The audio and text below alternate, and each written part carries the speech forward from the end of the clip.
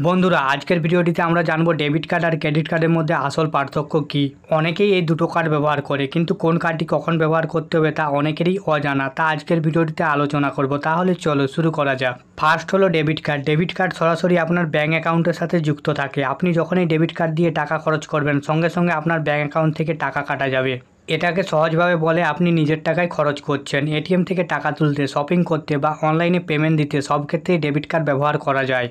তবে খেয়াল রাখবেন, অ্যাকাউন্টে যত টাকা থাকবে তার থেকে বেশি টাকা ডেবিট কার্ডে খরচ করা সম্ভব নয়। অন্যদিকে ক্রেডিট কার্ড একটু আলাদা। ক্রেডিট কার্ড হলো ব্যাঙ্ক থেকে লোন নেওয়ার মতো। আপনি যখন ক্রেডিট কার্ড দিয়ে খরচ করবেন তখন আসলে ব্যাংকের টাকা খরচ করছেন।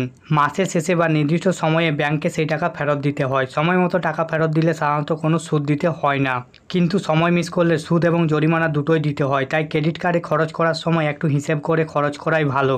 এক কথায় ডেবিট কার্ড হলো নিজের টাকা, খরচ করলে অ্যাকাউন্ট থেকে সাথে সাথে কেটে যায়। আর ক্রেডিট কার্ড হলো ব্যাংকের টাকা, পরে শোধ করতে হয়। ডেবিট কার্ডে অতিরিক্ত খরচের সুযোগ থাকে না, কিন্তু ক্রেডিট কার্ডে মাঝে মধ্যে খরচ অনেকটাই বেড়ে যায়। তো বন্ধুরা, এই হলো ডেবিট আর ক্রেডিট কার্ডে আসল পার্থক্য। তোমরা কোন কার্ডটি ব্যবহার করো অবশ্যই কমেন্ট বক্সে জানিও। আর ভিডিওটি ভালো লাগলে লাইক এবং চ্যানেলটিকে সাবস্ক্রাইব করতে ভুলবেন না। ধন্যবাদ।